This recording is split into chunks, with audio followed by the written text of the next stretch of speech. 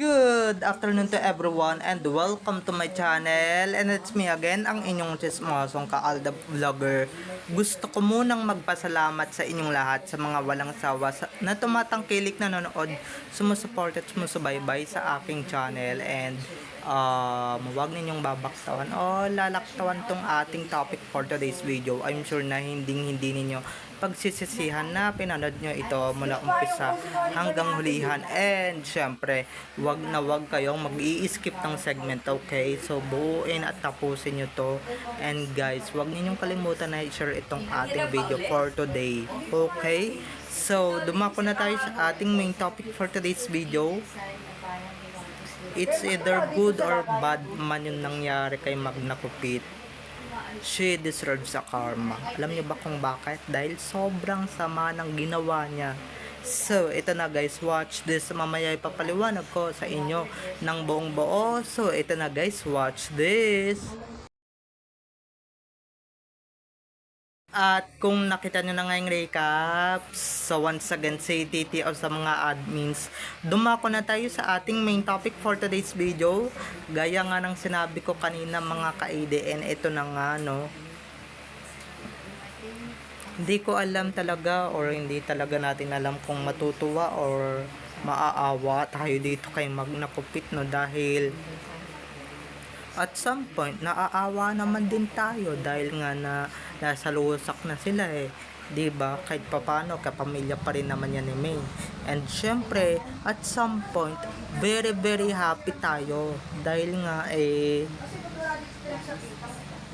nga medyo masaya tayo dahil nga sa at some point, at some view, talagang they really receive a lot of karma. It's either good or bad karma. Alam niyo, ako naniniwala ako sa karma, lalong-lalo na siguro, 'di ba?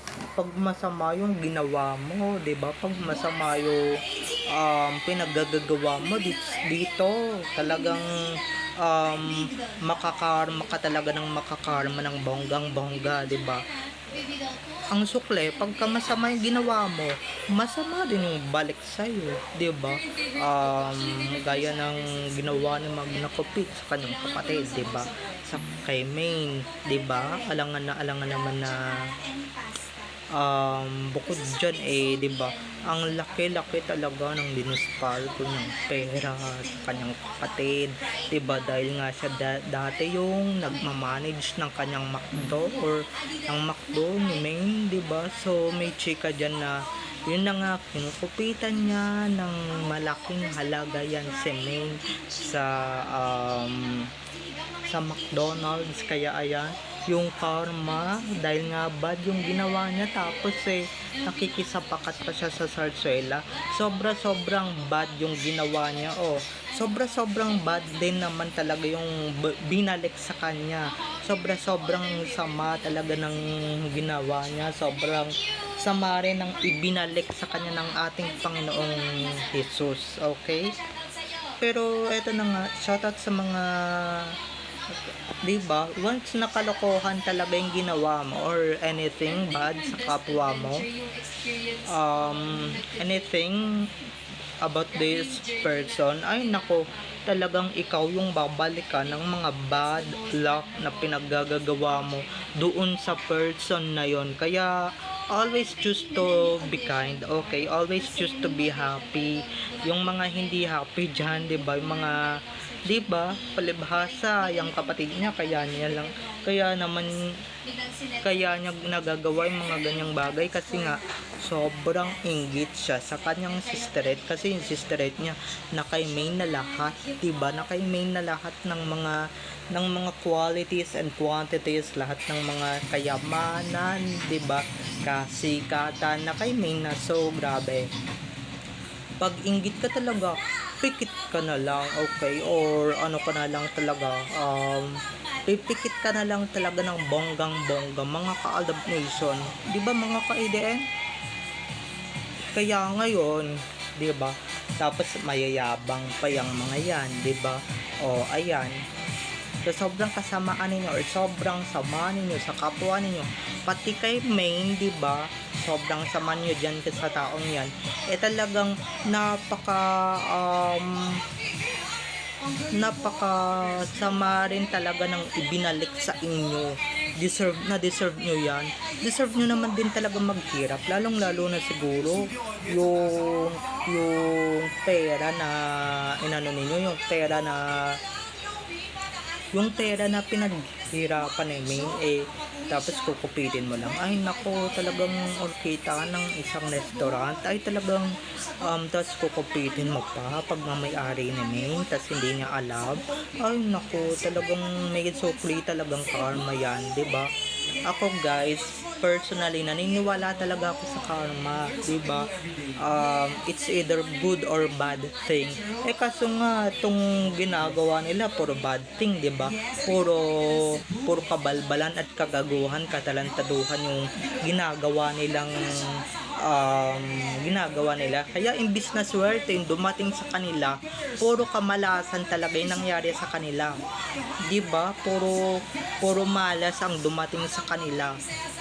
Lalong-lalo na yan sa mga liderato ng Zarzuela, dahil alam ninyong isa yan sa mga